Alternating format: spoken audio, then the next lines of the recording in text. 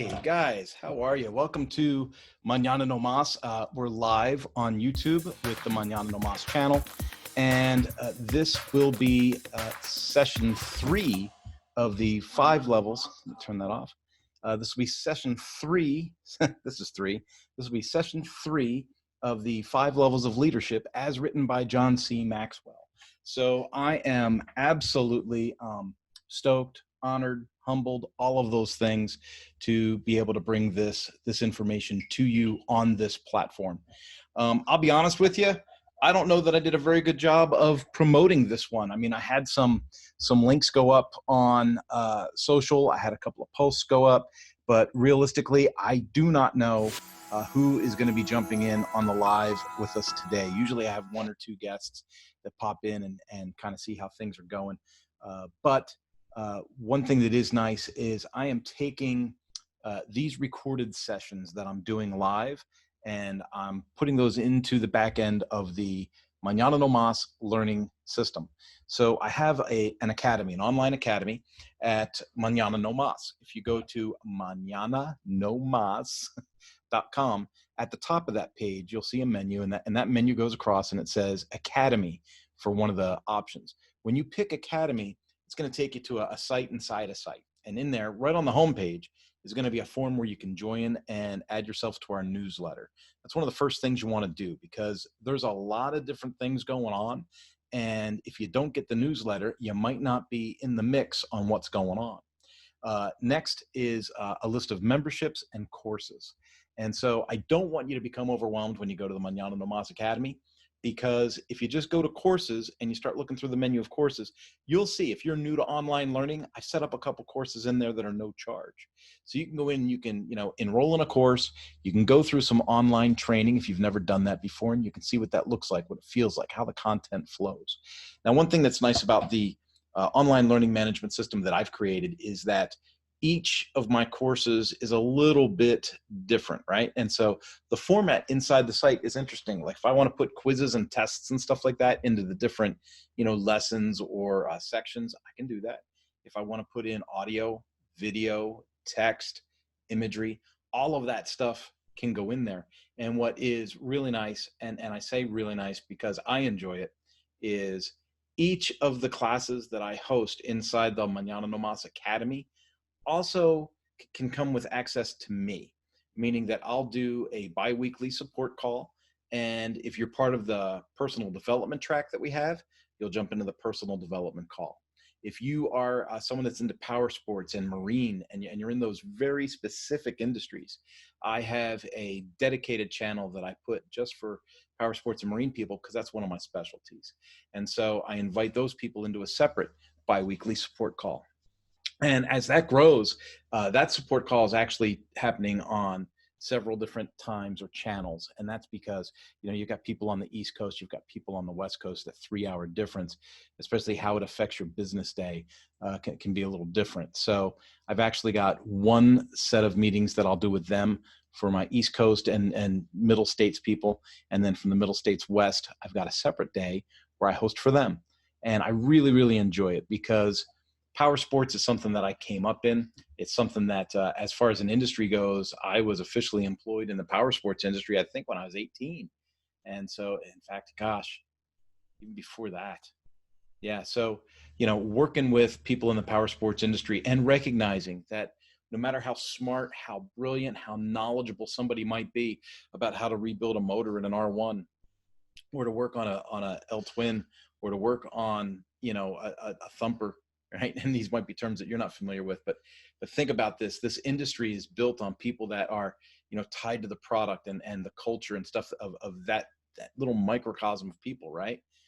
But the people that run these businesses and the people that work at management levels inside these businesses, very few of them have had, formal communications training.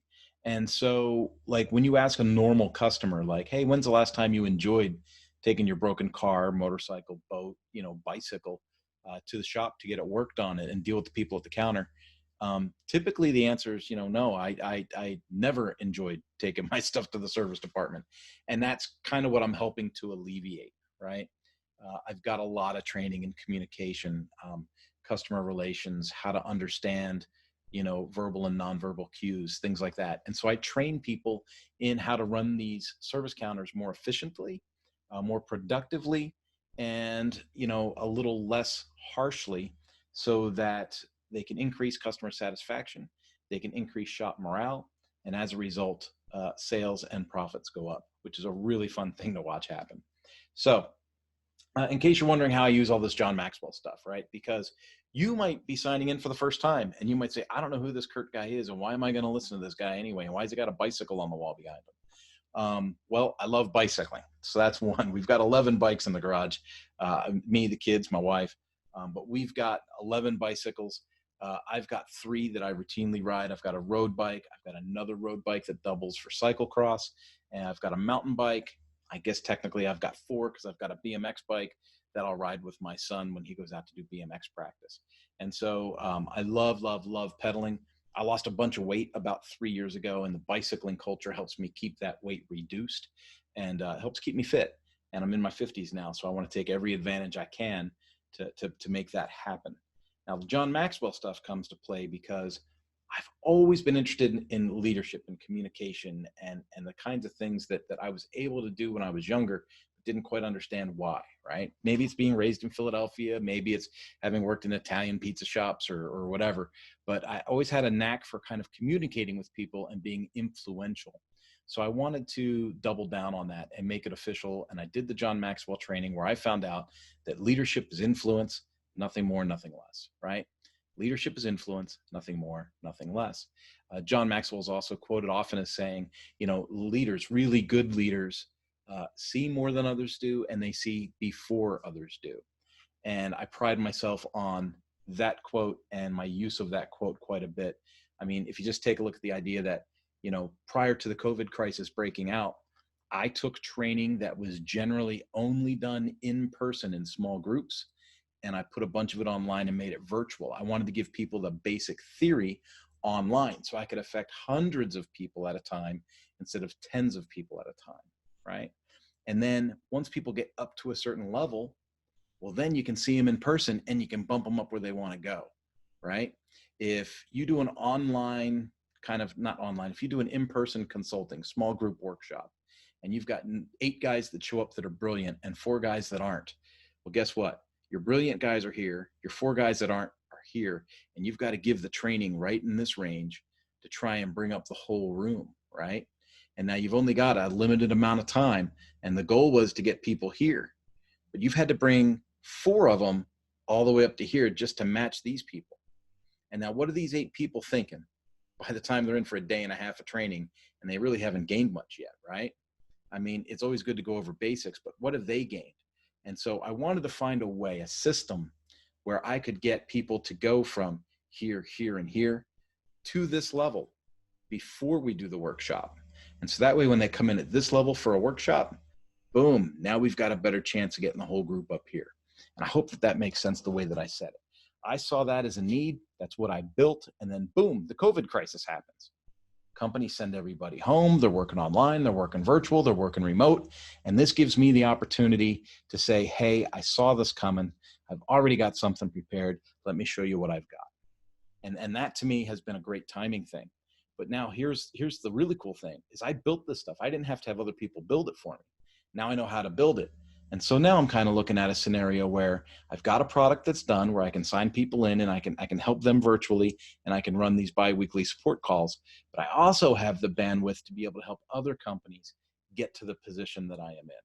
And that's been a really, really fun journey. It's been a little difficult, a little stressful over the last few months. I've got a case of the shingles to prove it.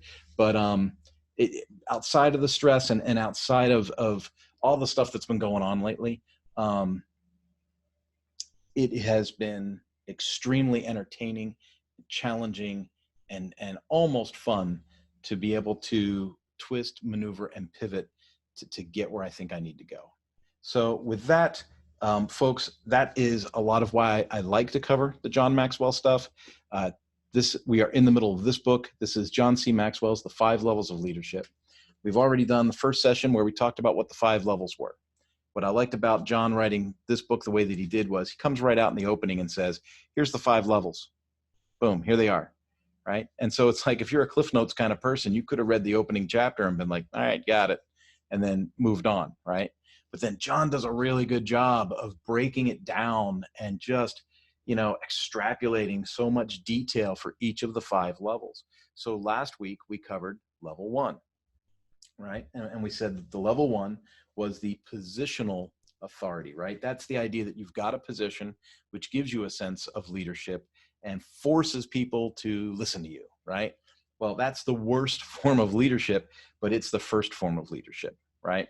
And as you grow, I'm going to reposition myself here and bring the book up so I can get more face to face with you guys. Positional authority is great, right? Like, you need positional authority to establish where you're at. What authority do you have? Where are you, what direction is this going to go in? Here's my spot, right? Like, so you get a spot and then you can start to move forward a little bit. Well, the next step in leadership is called permission, right? So permission, so you have positional leadership and then you have permission leadership. Permission leadership is when the people underneath you actually agree to follow you, right? So there are people that will do what you say because you're the boss. You say, I'm the boss, I need this done, get it done now, and they get it done. Did they put their heart into it? Did they give you their best, right? If it's a retail position, did they treat your customers as if those customers were their own? Did they treat, if they're working in a daycare center, did they, coddle and love these children as if they have a vested interest in the success of your endeavor? Or did they look at their smartphones all day and forget to feed the kid at 2:00, right? Those are the kinds of things that can happen, that can come up. And so let me see here. I've got a notification coming up. Good. All right. I just want to make sure there was nothing happening in the chat. By the way, folks, if you want to participate, if you're looking at this on the YouTube live, or if you are in the Zoom, feel free to go ahead and put a chat in the chat box. You can raise your hand if you're in Zoom, and I'll take a look in there, and you'll get my attention. I'll come running, and we'll go from there, right? But this is meant to be interactive. But however, when I'm doing the teaching part, it seems like it's not too interactive. Most people just tend to listen. So anyway, so permissional leadership is really, really interesting because it's that next level. And unfortunately, it's a level that a lot of people never really aspire to, that they never get to. Old school managers are like this, right? Management is like, you just want to maintain. You just want to keep things going. You've got some processes, clock in, clock out, turn the machine on, turn the machine off, management, right? And then there's leadership. And we talked about this when we covered the Leadership book. With leadership, that's the idea that you want to move forward. You want to interact with people. You want to help them find success, right? And that's what this book is getting to, right? So positional leadership might be more like a manager. And then when you get into the other levels of leadership, we start talking about leaders, okay? And so one of the things it says is relationships are a major key to success. And I'm on page 85, if you have the book and you're following along, okay? It says relationships are a major key to success, whether you're trying to sell, coach, lead, or simply navigate the daily tasks of life. And the reason I highlighted this is he actually references Jeffrey Gitomer, who is one of my favorite authors from back in the day. I used to read all of Jeffrey's books, right? But he writes here, in the context of sales, Jeffrey Gitomer, author of the Sales Bible and Jeffrey Gitomer's Little Red Book of Selling, uses the analogy of rock, paper, scissors to describe the importance of relationships. It says, here's the rock, paper, scissors game of selling. Relationship is more powerful than price. Relationship is more powerful than delivery. Relationship is more powerful than quality. And relationship is more powerful than service, right? So, and it says that can also be said of leading. Relationships have a great power. And, as there's going to be a personal story that I'm going to share throughout this session, because it's very relational to this subject. It's about a win and a loss that I kind of suffered on my own. And I want to be transparent enough as I walk you through some of this to say, hey, I've been right there. I've made some of these mistakes. I've experienced some of these wins, which are great. And here's the difference as it moves forward, right? I want to let you know what to expect as it continues. And so John goes into like the upside of level of leadership and the downside of a level of leadership. Okay. So he's very much into the pros and cons kind of thing. It's not all selling you on the idea of what a great leader you need to be. He says, hey, there's some ups and there's some downs to this thing. And so let's cover the upside of permission first. Well, the first upside to permission is that leadership permission makes work more enjoyable. Leadership is an opportunity to serve. You know, if you're just barking orders at people all day, at what point do they enjoy it? If you've got people that are clock watching, how long to break, how long till lunch, how long till another break, how long until I get to go home, start packing up their desk at 4:30 when they're off at 5. If you're dealing with that environment, right, they don't enjoy being there underneath you, right? You haven't done a very good job of leading if everybody can't wait to leave, right? So if you use permissional leadership, and permissional might be a word I just made up, but if you're using permissional leadership, it makes the whole environment more enjoyable and easier to endure, right? The second thing is leadership permission increases the energy level, right? When you get people's commitment, when you get people's buy-in to do something, their energy level goes up, right? And how cool is that when everybody gets motivated to accomplish something? Now, if everybody gets motivated to accomplish something, you rocket yourself right past level 2 and right into level 3 leadership, right? So yeah, that's kind of interesting. But think about it. You know, if you can raise the energy level and then focus that energy on a task or on a pathway, your chances of success are much, much higher, right? Number 3, leadership permission opens up channels of communication. Now, this is interesting. And again, as we go a little bit further into this, I'll start to share with you my personal experience, very relevant to this topic. But what it says here, and I've highlighted this quote from Jack Welch from General Electric. It says, somebody who can develop a vision of what he or she wants their business unit, their activity to do and be. Let me start over. It says, he describes an ideal leader as somebody who can develop a vision of what he or she wants their business unit, their activity to do and be. Somebody who is able to articulate the entire unit, what the business is, and gain through a sharing of discussion, listening and talking, and acceptance of the vision. And someone then can relentlessly drive implementation of that vision to a successful conclusion. When smart people start to lay out quotes, they get interlaced, right? There's a lot going on there with what he's saying. But if I were to translate that, basically what he's saying is an ideal leader is somebody that can communicate with their people to understand what they want, infuse what the goal of the company or upper management wants, and then communicate action that makes that happen, right? And so what a cool way to think about that, right? It says, Jack Welch also commented, above all else, good leaders are open. They go up, down, and around their organizations to reach people. They don't stick to established channels. They're informal, they're straight with people, and they make a religion out of being accessible. And that's super, super important. And I think about, you think about a positional leader. A positional leader is like, I've got the fancy desk at the end of the row. I'm in the upstairs office. I am going to lunch with the other executives, and they make themselves unattainable. They make themselves hard to find, hard to connect with, right? Good leaders are easy to connect with, and they're open to communication. And even if that communication isn't the best, even if that communication isn't something that dealer wants to I'm talking power sports, but even if that communication is something that the leader doesn't want to hear, doesn't want to deal with, the idea that the person underneath him is willing to communicate that shows superior leadership, as long as he can keep it in check, right? So sometimes I would hear what I didn't want to hear as a leader. That didn't mean the leadership was bad. It meant my messaging needed adjustment, right? And that gives me the opportunity to make adjustments. If I were to take this a little bit further, let's say I say that we're going to do A, B, and C. this group here is going to do A, B, and C. I've cast the vision. I've got a relationship with people, and we're going to go A, B, and C, and we're going to go in this direction. And then somebody pulls me aside and they say, hey, man, I've been thinking about that A, B, and C thing. And I don't think you're very good at that.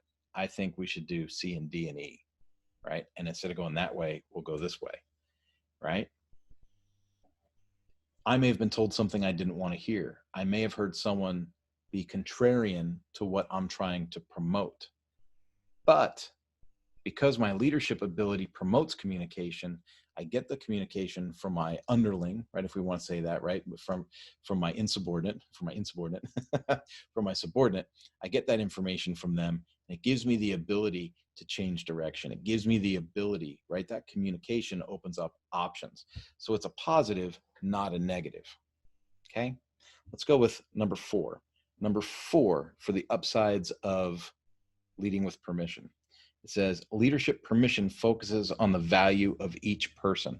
Now, if you remember in leadership, we said you can't treat everybody the same. You have to treat people uniquely, right? You have to treat people as individuals, right? So leadership permission focuses on the value of each person. Now, the idea that I'm going to treat everybody the same and everybody's got the same value and everybody's got the same worth, that might work in a socialist environment, right? Like that's a whole, but it's just not true. It's not. And that lie is something that man, it just really contaminates things. There are people that got a knack for getting things done, and those people have value.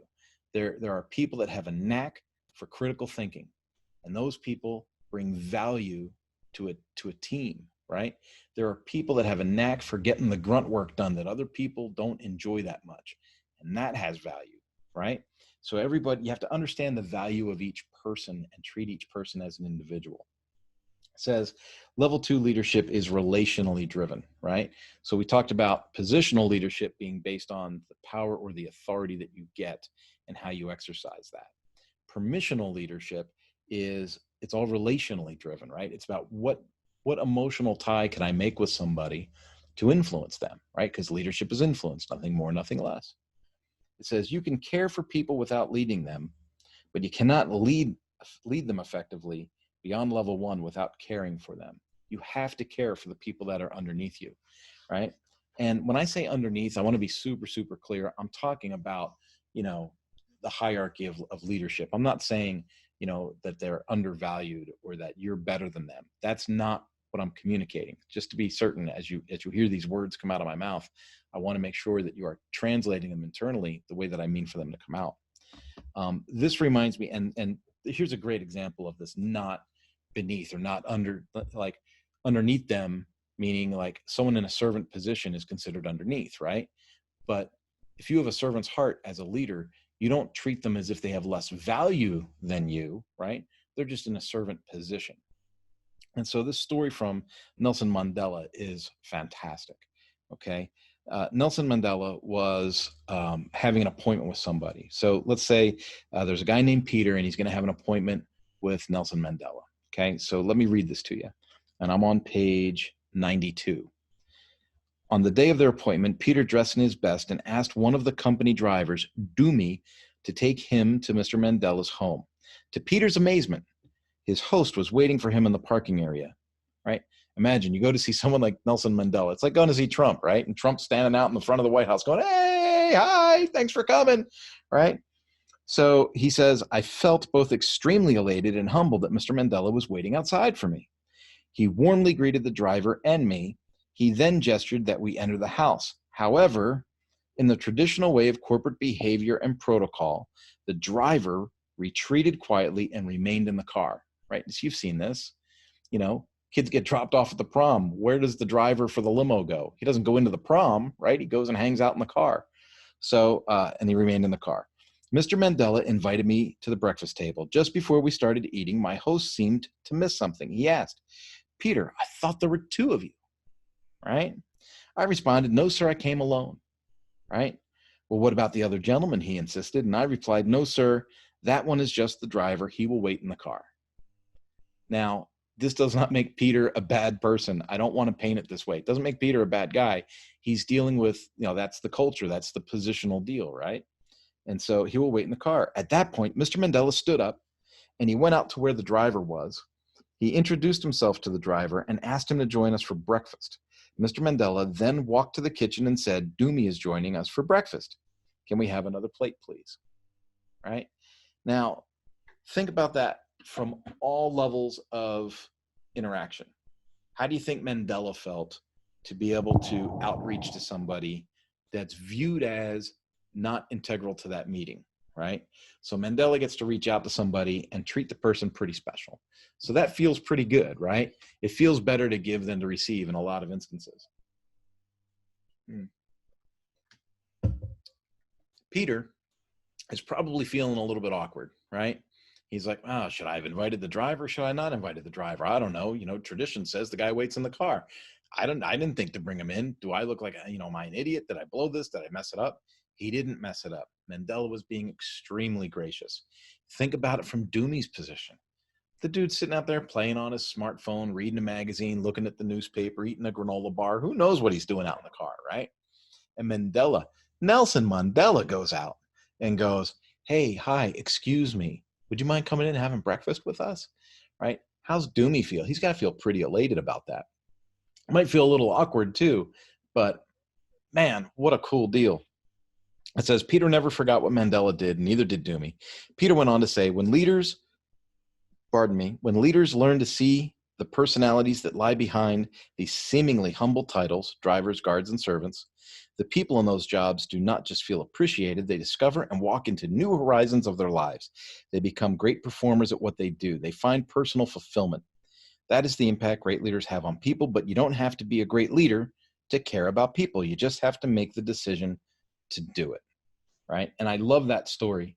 I can't think of I can't even count how many times I'll go to pay a toll on the highway and I drive up and the window's down and there's someone in the booth. I'm like, hey, how you doing this evening? Good to see you. You're holding up good. I pay the thing. I don't, hold up traffic or anything, but I just treat them like a human being, and to just see them, their demeanor changes. They smile, they lighten up, their head comes back, their shoulders go up, right? So if you can have that kind of effect just by greeting somebody in a polite way, imagine if you invited somebody in for a meal.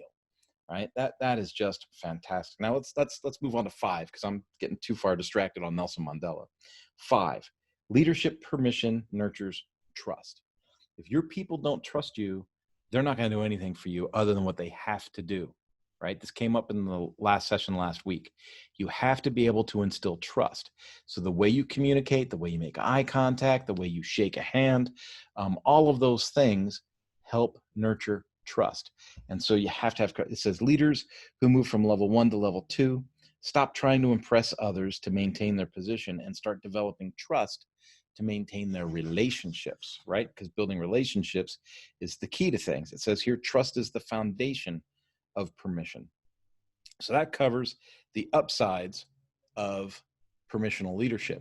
So what are the downsides of permissional leadership, right? So I'm talking to you guys like this is the upside, right? I'm going to grow relationships. It's going to be great. I'm going to earn trust. We're going to have great relationships. Everybody's going to have buy-in. This whole thing's going to push forward, right? There's downsides. For everything that has a positive, there's a negative, right? There's always a yin and a yang, and we have to make sure that we are open-minded enough to foresee it and know how to deal with it when it comes. It says the downsides of permission. 1, permission leadership appears too soft for some people. If you're in a company culture that's dry and it's very hierarchical with, president, vice president, associate vice president, manager, senior manager, junior manager, and it's like that, if you're in a organization that's all wrapped up in titles and who has what colored desk, and you get a wooden file cabinet or a metal filing cabinet or a hanging folder, like if that is the environment that you are in, to be a relational leader within that environment, man, you're like a bonfire in the middle of the office, right?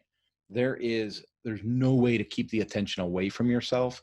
And some people that are used to cracking the whip and using position to get things done, they will see you as being a soft person because you are involved in the relationships and the personalities and the lives of your people, right? And so it says here, it's been my observation, and this is John writing, right, on page 95. It's been my observation that most people start their leadership focused on either hard aspects of leadership, meaning the productivity side, or the soft aspects, meaning the relational side.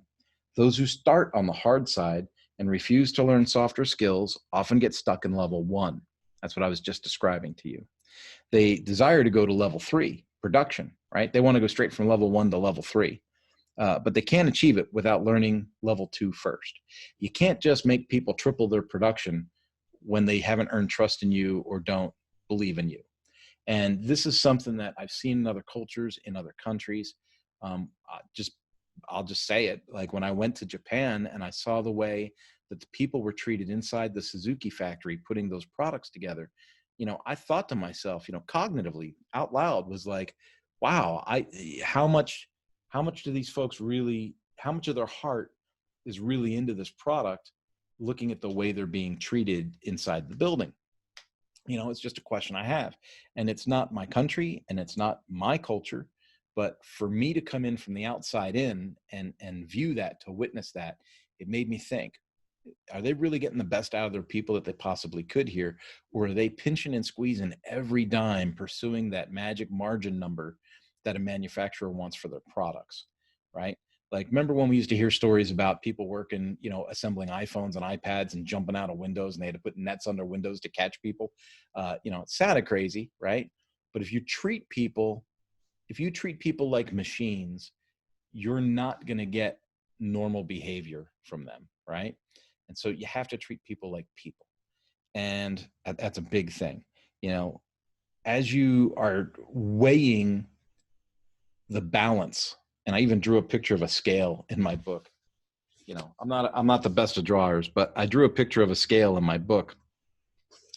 As you're weighing the balance between, soft management and hard management, relationships versus productivity, it's a dancing act. Remember, we talked about the leadership dance when we covered leadership. It's that same kind of, there's got to be some balance to it. And that's, the downside of permissional leadership is that you have to monitor yourself. Am I being too close, too attached, too chummy with people? Or am I being too hard and driving the numbers too hard and being too much of a legalist, to get the best out of my people? And there's a balance to it, and you have to figure that out. It says it takes both permission and production to become a good leader. It says, John says he got stuck on level 2 because his softness became a lid of his leadership. That's pretty stinking transparent to a guy that's written, over 45, 50 books on leadership. He says that, earlier in his career, he was soft. He wanted everybody to love him.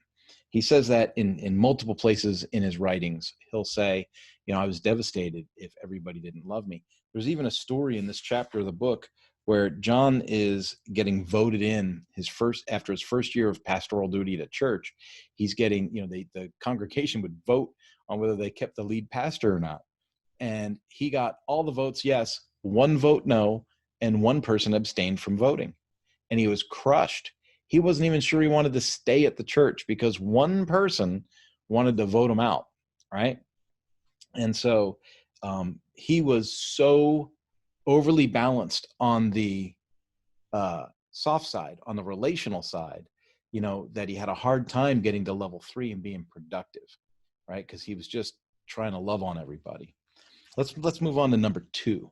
The second downside to permissional leadership is leading by permission can be frustrating for achievers. Now, this is one that affects me a little bit, right? Just think of the name, mañana no más, tomorrow no more, right? Don't put off until tomorrow what you can do today, right? I have over a decade of not missing a deadline and not going over budget, right? In fact, I'm coming up on 2 decades. I'm coming up on 2 decades of never missing a deadline and not going over budget on a mañana no más project. So if that's my mentality, right? If when I tell a customer, I'll have this done by Christmas and it's going to cost $3,000 or less, it's going to be done before Christmas and it's going to be less than $3,000, right? That's just the way that I do things. It's the way I'm wired. It's the way my head works. And so there are times where when I am in the leadership game and I'm working with people and I'm at a level 2 situation with a newer employee, I'm earning their trust. I'm building this relationship. There are times where my brain is immediately going to level 3. I want to produce something. I'm looking at the calendar. I'm looking at budgets. And I'm going, man, if this guy doesn't pick up the pace, this isn't going to work. But you can't jump the gun. You got to focus on relationship and be balanced in your approach, right? And I struggle with that myself. It says you must win both levels as a leader to be successful. And again, we're talking about that balance, right? You want to be healthy. 3, permissional leaders can be taken advantage of. Boom. 3, permissional leaders can be taken advantage of.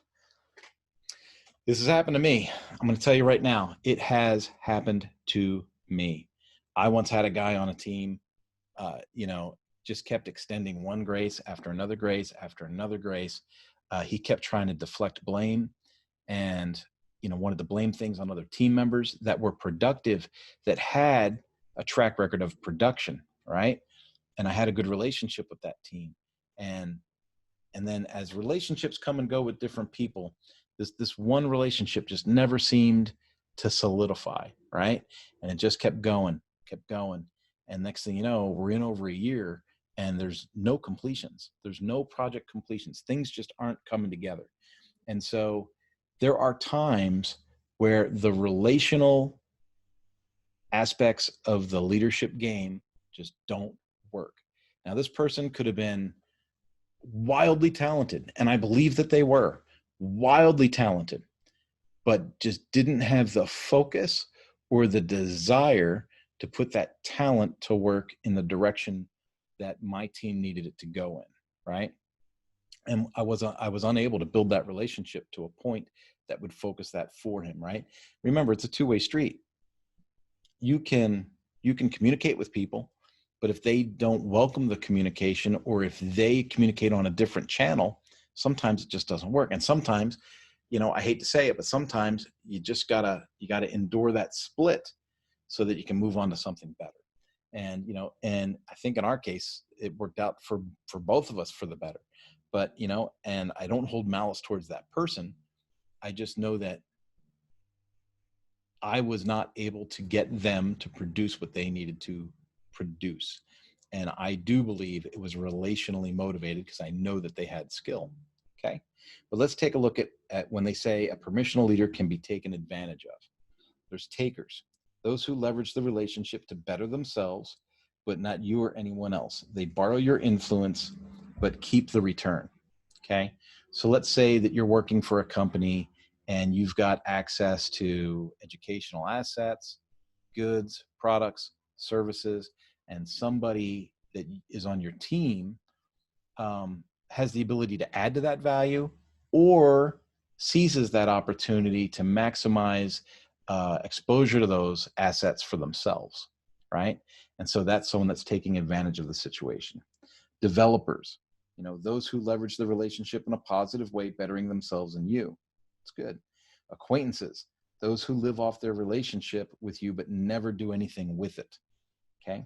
They hang around waiting for something good to come to them, content to live off of other successes and never taking responsibility to grow themselves.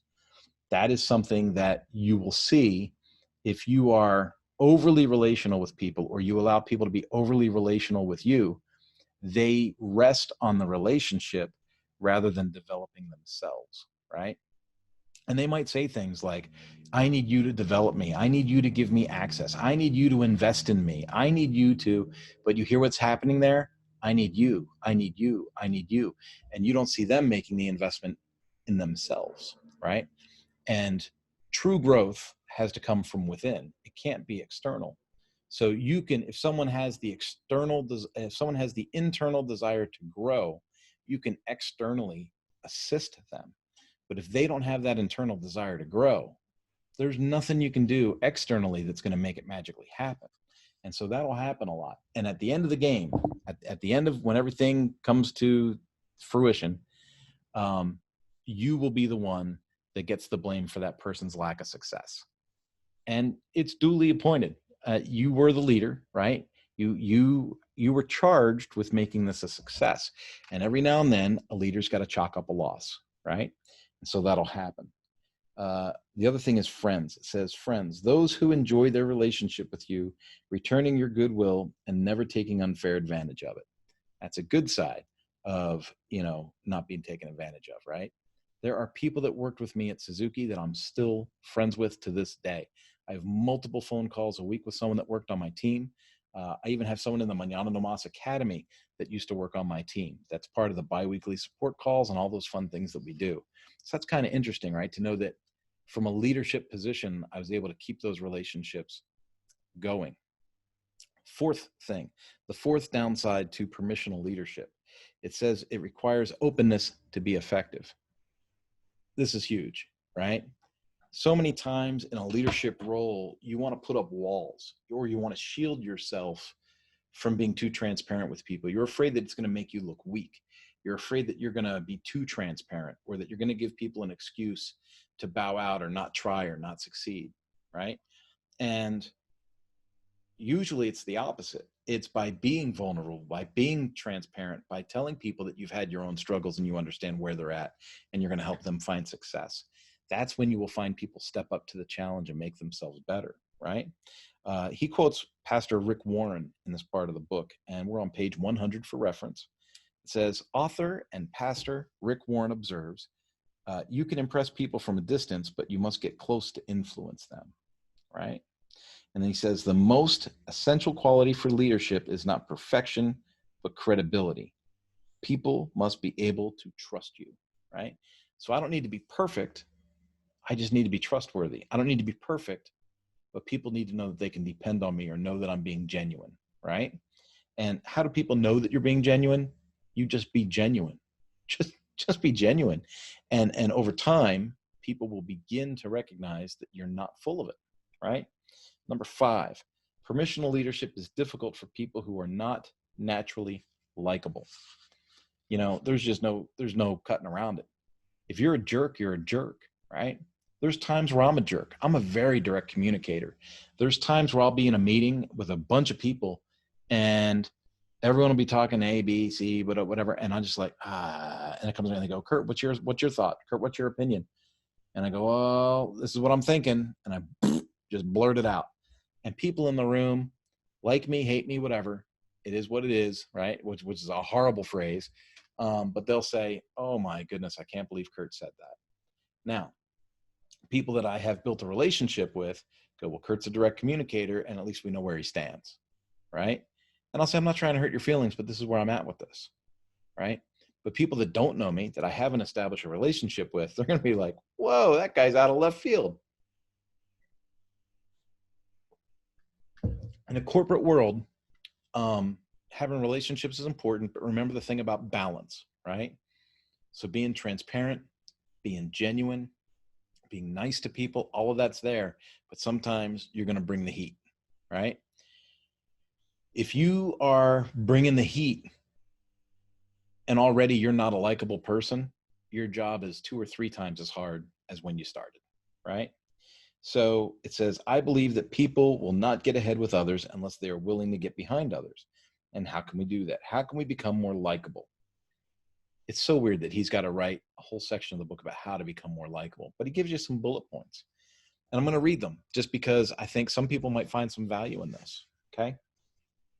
Make a choice to care about others. Liking people and caring about people is a choice within your control if you haven't already made that choice. Look for something that is likable about every person you meet. Sometimes that's hard, but if you do it, you can do it. Discover what is likable about yourself and do whatever you can to share that with every person you meet. I'm going to put a little warning on that. Put a check mark next to that one if you're reading this in the book. I used to work with a guy, every time he met somebody new, regardless of who else was with him, he gave his race resume and wanted to tell everybody that he was an international road racing star. And one look at the guy at 220, 230 pounds, horribly overweight and not very likable, right? It was obvious that he was trying to give you a resume to impress you with it rather than build relationship with you, right? He was using that resume talk. I used to be blah, blah. I don't know if you know who I am, but I used to be blah, blah, blah, blah, blah. He would do that all the time. And that goes back to positional leadership, not permissional leadership. He was trying to establish position and dominance over what he's accomplished in life rather than establishing relationship. So you want to be careful. You want to be careful how you try to build trust with people. So that's just my check mark there. And then next is make the effort every day to express what you like about every person in your life. And boy, that can be hard. Okay. There's a 6.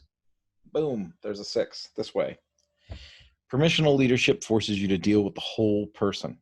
It says, auto pioneer Henry Ford once asked, why is it that I always get the whole person when what I really want is a pair of hands, right? I'm friends with a guy. Every time I say, hey, do you know Jim? He goes, oh, yeah, I know Jim. He's got a great pair of hands. And it's just fun when I hear him say that, oh, that guy's got a great pair of hands. What he's talking about is a mechanic that's able to fix things, right? A guy that's very agile, knowledgeable, and wonderful at fixing mechanical things, right? So, oh, you got a great pair of hands. So that's what Henry Ford's talking about. He's like, I just want a great pair of hands and I get the whole person. So leadership is essentially a human business. Both universities and corporations seriously miss the point with their overemphasis on formal quantitative tools, unambiguous problems, and ridiculously oversimplified human relations cases. What we have found is that the higher the rank, the more interpersonal and human the undertaking. Our top executives spend roughly 90% of their time concerned with the messiness of people problems, right? Think about that. The higher you go up the food chain in a company, the more you got to deal with the messiness of people, right? If I'm on an assembly line somewhere like Laverne and Shirley checking the bottle caps on Coca-Cola bottles, I'm just watching Coca-Cola bottles go by, right? But if I'm their manager, I got to deal with them. And if I'm not that guy's manager, I got to deal with them and them. And when I get to the top of the company, I got to worry about everybody else, right? And so the higher up you go, the easier it is. The higher up you go, the harder it is dealing with the people, the interpersonal relationships. It says here, the bottom line on level 2 is that most of the downsides of leadership come from dealing with people. Amen. If you care about people and understand them, then you expect things not to go smoothly, right? You anticipate that things aren't always going to be smooth. Now, here's the best behaviors on level 2. And I can go through this part pretty quick, which I kind of need to do because it's 10 of already, okay? But best behaviors on level 2, how to gain people's permission, how to gain their trust. 1, connect with yourself before trying to connect with others. That's important. If you don't know how you're wired, how are you going to relate to how other people are hardwired, right? You got to know how you yourself are hardwired. And I've got a guy that does that. Rod Tillery. If you're watching this and you write this down, Rod Tillery, perfect match hire.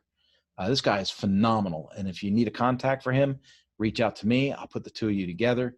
That's what he does. He tells you how you're hardwired and how to grow your team based on having people that are properly hardwired for different positions within the team. It's a fantastic way to build something, right? But it says here, the first person I met, the first person I must know is myself, self-awareness. The first person I must get along with is myself, right? You have to have a good self-image. The first person to cause me problems is myself. You need to be honest with yourself and just tell yourself, stop screwing up, right? Sometimes you got to have those coming to Jesus meetings with yourself. The first person I must change is myself, self-improvement. That's why I am, I'm reading like crazy right now during this COVID crisis because I have the time, right? There's a lot of other distractions going on right now. So I'm trying to keep my mind focused and on clear growth. And the first person that I need to grow is myself, right? So I'm constantly working on that. And it says the first person who can make a difference is myself. You need to have a sense of responsibility, right? So the first person who can make a difference is me. If I have something where I want to go in a different direction, right, I've got to be the first person to make that move in that direction. And then the rest of my team can follow that impulse, right? But if I just stand on the hill and say, everybody go that way, that's not helping, right? That's more positional than permissional, right? So 2, develop a people-oriented leadership style. Easier said than done. I'm not going to go into details about that too much because I still owe you guys my relational story about this whole subject. Practice the golden rule. Treat others like you want to treat yourself. That's 3, right? And then it says, it is clear that the golden rule cuts across cultural and religious boundaries and is embraced by people from nearly every part of the world. And what does practicing the golden rule in leadership do? It enables everyone to feel respected. And what John did here is he pulled out all different kinds of religions: Christianity, Islam, Judaism, Buddhism, Hinduism, Zoroastrianism, Confucianism. There's all these different things in here. There's even a quote from Nigeria. It says, one going to take a pointed stick to pinch a baby bird should first try it on himself to see how it hurts. And that's a quote from Nigeria, right? So this whole thing is treat others as you want to be treated. And it's a universal concept. It's not a Christian thing. It's not a Jewish thing. It's not a Black thing. It is a everything, right? Treat others as you want. So the golden rule is super, super important. 4, become the chief encourager of your team. Be the cheerleader for your team, right? You don't make yourself look good by making your team look bad. You make yourself look good when your team succeeds. So you want to be their cheerleader. You want to get them to where they got to go. And then you want to strike a balance between care and candor. And that's that balance we talked before earlier, right? There's the care, the relationship side of it, but there's candor. Hey, man, hey, I know you're having a hard time. I know that this is rough. Hey, I know that this personal experience, is distracting you in some way. How can we get productivity up a hair? How can we, and get them involved, get their input and figure out how are we going to take this thing to another level, right? But strike that balance between care and candor. It says caring values the person while candor values the person's potential. It's not just about producing numbers and increasing your margins as a business. You want to recognize the person's potential. You want to help them become the best they can be, right? Caring establishes the relationship while candor expands the relationship. That'll happen, that's for sure. And I might as well just go into it now. We've only got a few minutes left. When I was at Suzuki, I had a guy that just plain didn't like working for me. There was another guy there that didn't plain like working for me either, but he quit. He left. He was slated to be the manager, and then they hired me as the manager. And so it was never going to work out, right? He got gypped out of his chance. And so he went to another company to try and get his chance there. He's a great guy. I wish him nothing but the best. Fantastic. But the guy that was left behind never did like me. Went on for 2 years, 2.5 years. I mean, just battling. Boom. I'd be holding a meeting. I'd be trying to be nice to people. I tried everything. Be nice, be mean, ask questions. How can I help you? How can I this? How can I that?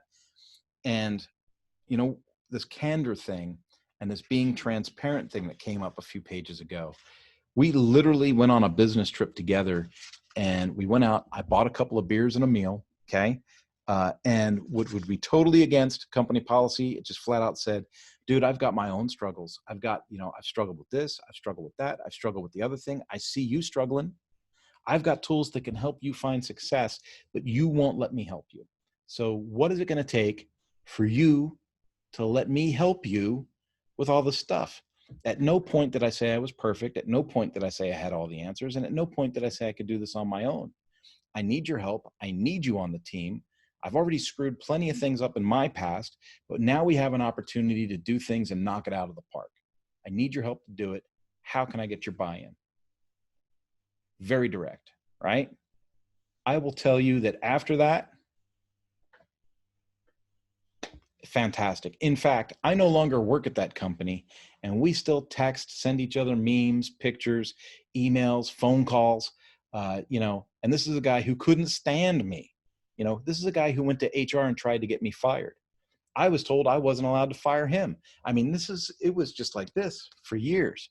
And then finally, it was just sitting down and using the content in a book like this that was not, and when we talk about productivity and we talk about people finding success, this individual, I mean, literally, before I got the job as manager, literally would sit there and watch movies at work, right? Because he just didn't have proper guidance, didn't have proper influence, didn't have proper expectations, either way, coming or going, right?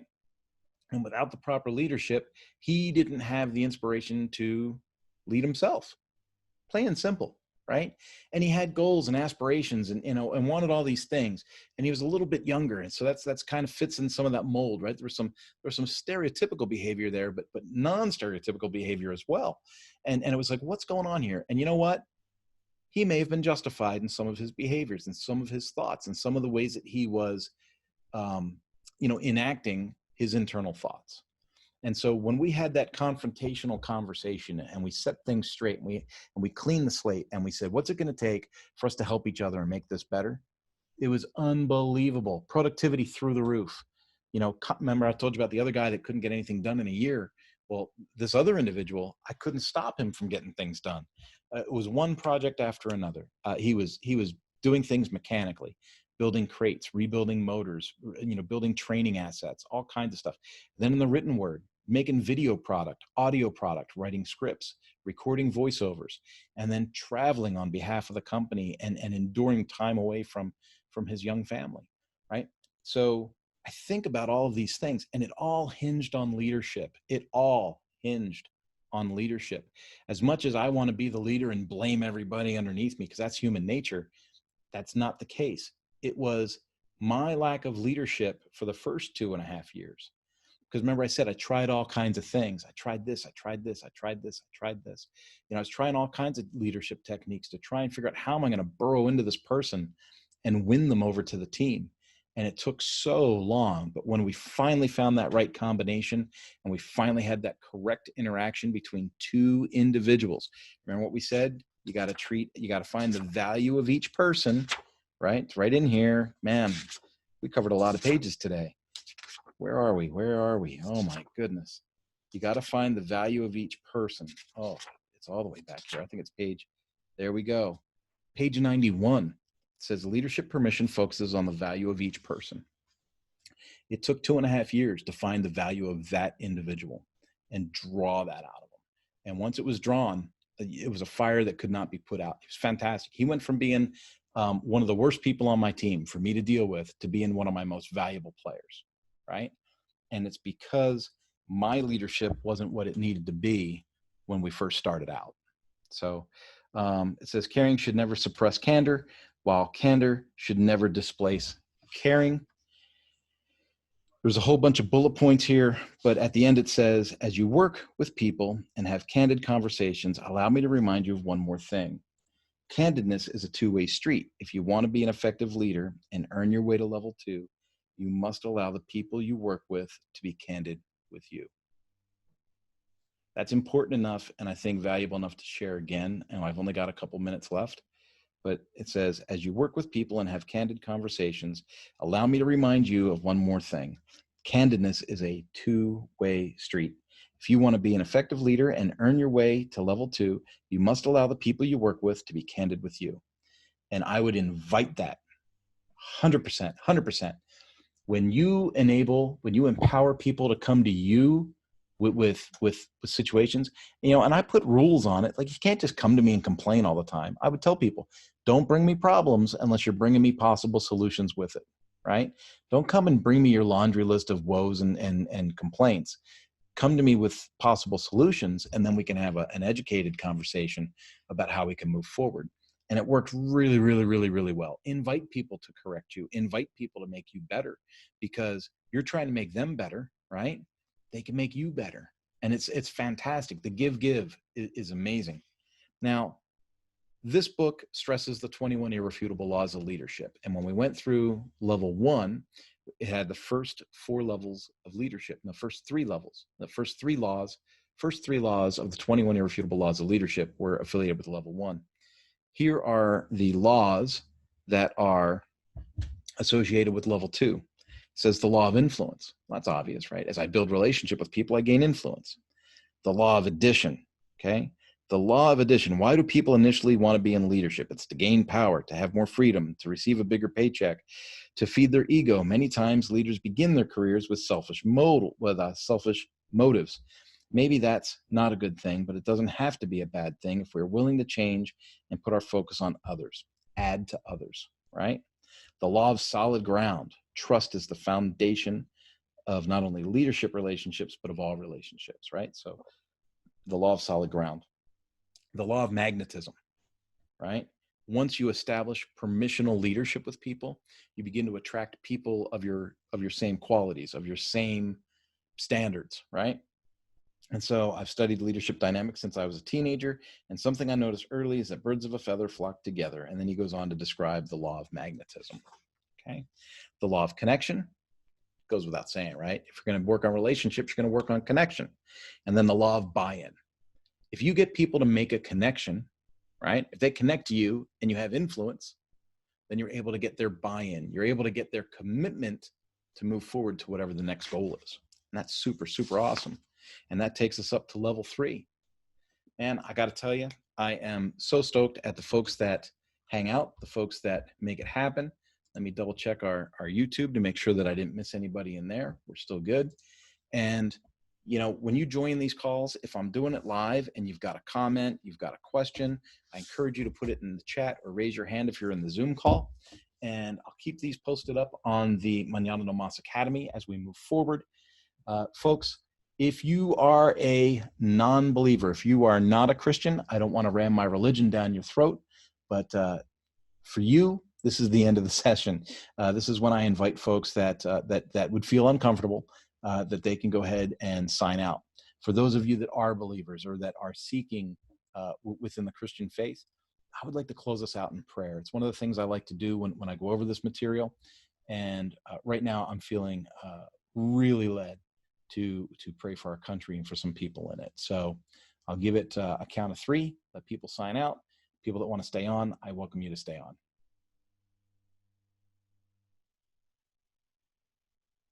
All right. Heavenly Father, I come to you today ecstatic and thrilled that people sign in and that people are interested and that people are looking to grow and to grow in their way of communication and relationship building and their roles in leadership. So, Father, thank you for the words and thank you for the guidance and thank you for the tools that make it possible to share this information with people. Father, I do want to pray and I want to select my words properly for people that are listening in. But Father, I pray for cities like Seattle. I pray for the things that are going on in our society right now. Father, I pray for people to understand the political nature of organizations.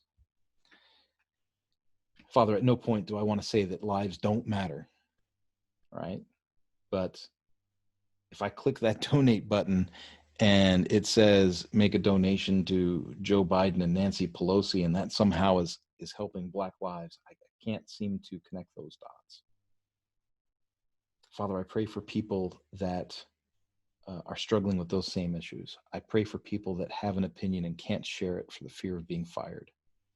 Father, I pray for people that aren't sure what to believe. I pray that you would give them clarity. Father, I pray for people that are frustrated. I pray for people that are feeling the stress of what's going on between COVID shutdowns and lock-ins and then on the other side of the coin, Father, with riots and protests and all of these things that are going on. Father, with people in our government that are, charged with crimes and going to court and impeachments and just everything that's going on, Father. I know this. I know that when I focus on the positive, I know that when I find the silver lining to those clouds, I know that when I feel inspired by your spirit and I focus on the relationships and the awesome people that I've been able to meet and greet and associate myself with personally, Father, I know that you are at work. Father, I thank you for keeping my attitude positive. I thank you for helping me to alleviate some of the stress during the shutdown. And Father, I thank you so much for the relationships and for the support that you facilitate, that you allow to happen. Father, I ask that you would help us to be a light to others, help us to be a channel of positivity. And Father, I ask that you would take some of this leadership training that is available, and Father, that you would impact people that need the impact the most. God, I love you and I thank you. Amen. All right, folks. Wow. I've said it before. I'm going to say it again. I am super, super thankful. I love your support. There are times where I think, why am I doing this? And then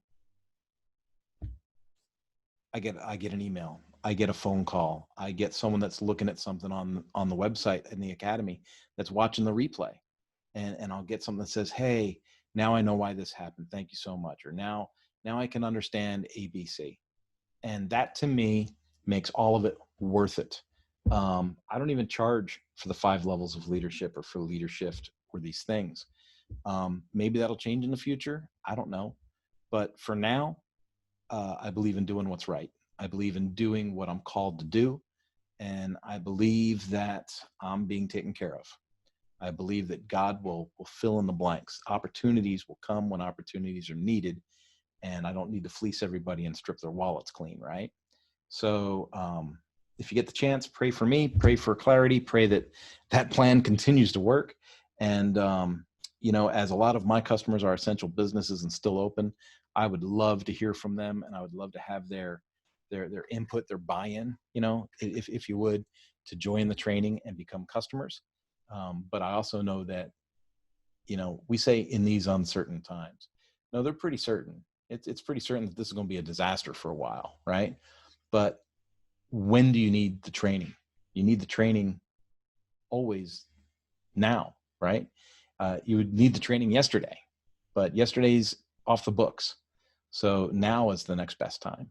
And so I've got a really, really good program, and I know I've got something that will add value to my clients, and I'm looking forward to adding to that listing. If you're in a similar situation, I pray for you, and I hope that you find your options as well. Have a great day. Thanks for checking in. And if you're watching the replay on the Mañana No Mas Academy, thanks for being in there. You're part of the family. Bye-bye.